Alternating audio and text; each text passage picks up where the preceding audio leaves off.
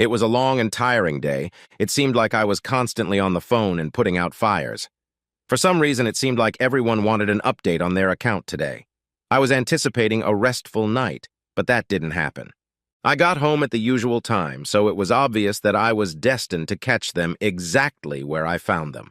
On my bed lay Elaine's wife, my brother, and my brother's wife. There were satisfied smirks on the faces of my brother and his wife, and my wife smiled broadly and looked me in the eye. "Hi, kiddo," she said, as calm and nonchalant as ever. "Elaine, what's that?" "Hey, bro," my brother Porter interjected. "We're here to have an adult conversation about how things are going to go from here." "Yeah, Parker, how things are going to be." "Yes, my parents gave us both last names instead of first names. They wanted us to stand out. Well, we did stand out, though usually not for the better." This last comment came from my sister-in-law, Tamsin.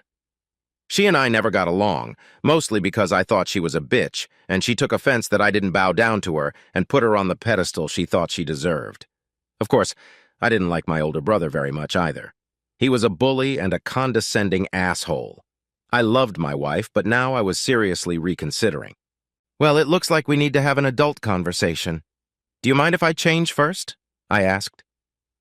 I had already headed for the bathroom, behind which was the closet and the change of clothes I was looking for. I never liked business clothes and always changed as soon as I got home. As I pulled on shorts and a t-shirt, I could still hear them talking softly amongst themselves. After getting dressed, I grabbed a few more things and then headed back to the bedroom. I don't know if Elaine had a sudden epiphany or heard some noise, but suddenly my wife exclaimed, "Oh, crap, so that's where he keeps—" Click, click, click. The gun safe. It was about time I put a round in the chamber. Now I had their attention. "Now I'm ready for our adult conversation. So let's talk." "What's the gun for?" the jerk asked. "In case I don't like what you have to say." Bitch Tamsin quickly tired of what she thought was an empty threat. "Oh, come on. You're not going to shoot anyone and you know it.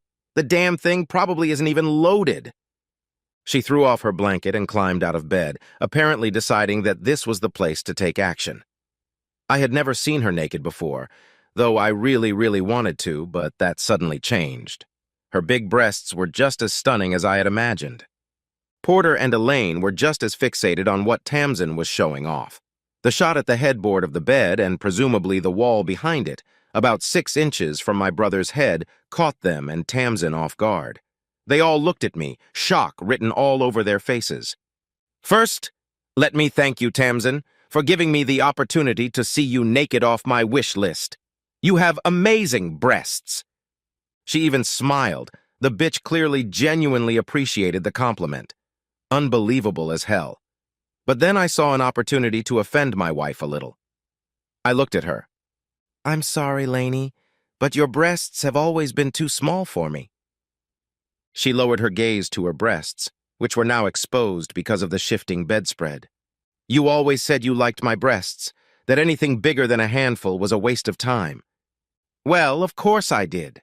It's not like you criticize the breasts you're trying to get, and you certainly don't tell your wife you wish she had bigger ones." None of that was true.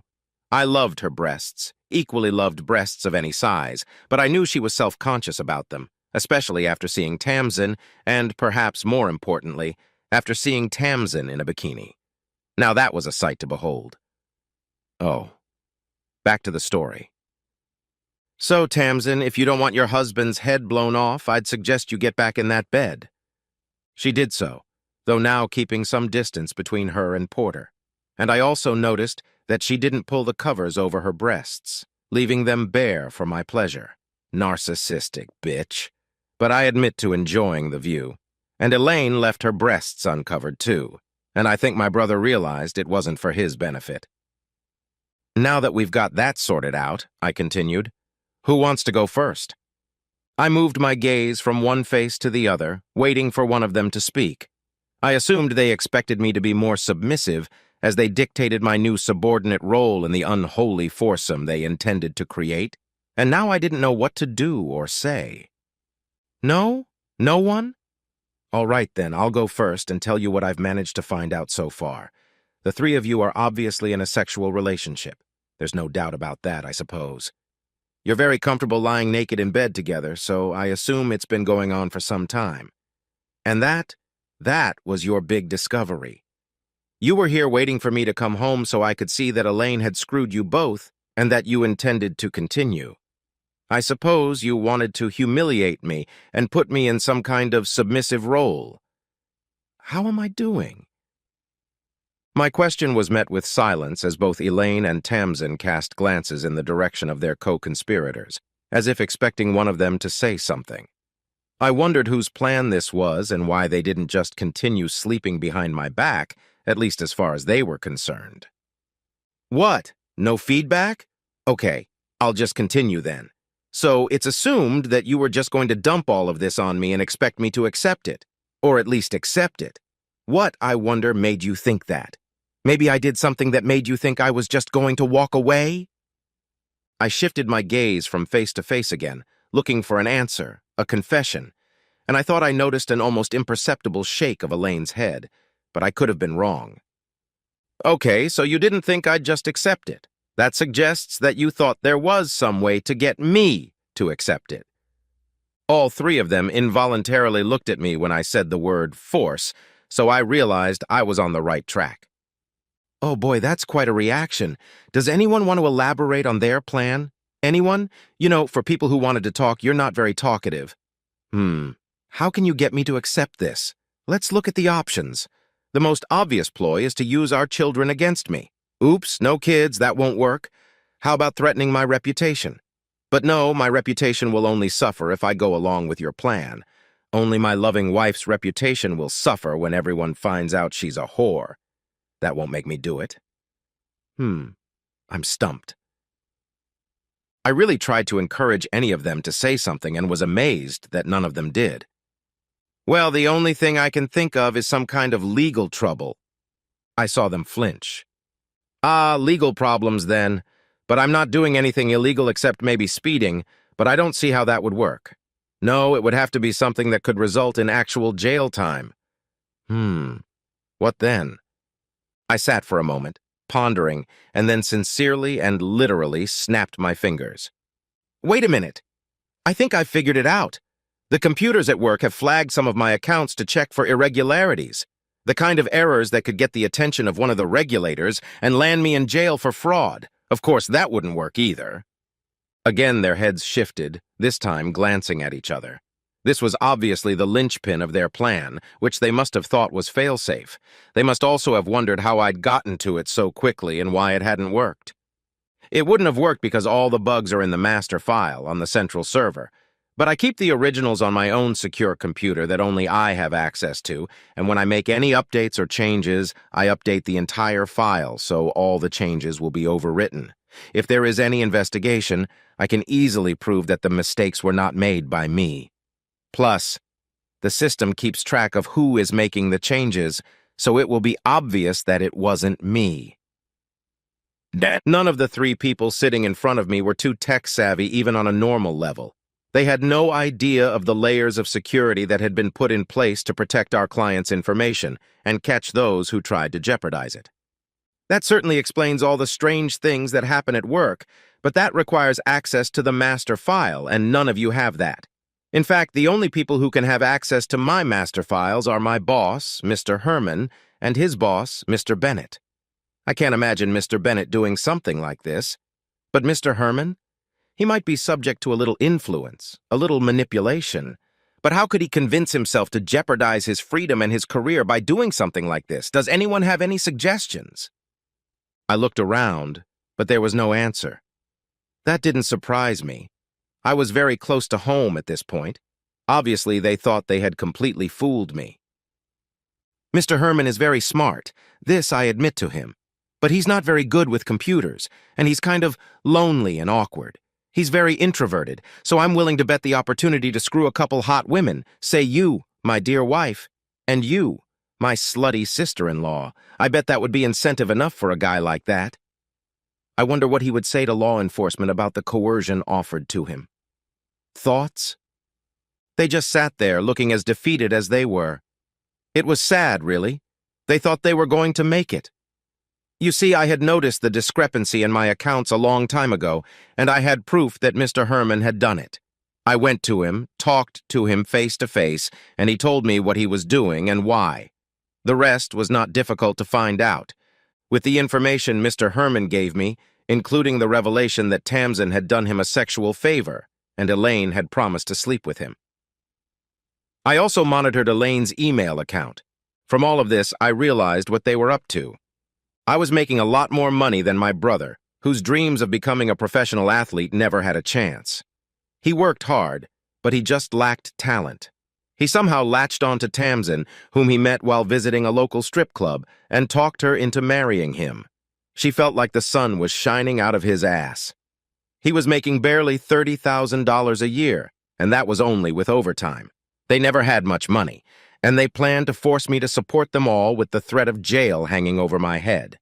The plan was doomed to failure from the start, though they didn't know it. I liked Mr. Herman and understood why he was doing this, so I agreed to keep his secret on the condition, of course, that he would stop doing it. He agreed and thanked me for not giving him away. He also handed me the tapes of the meetings in his office where he had been approached by that awful trio.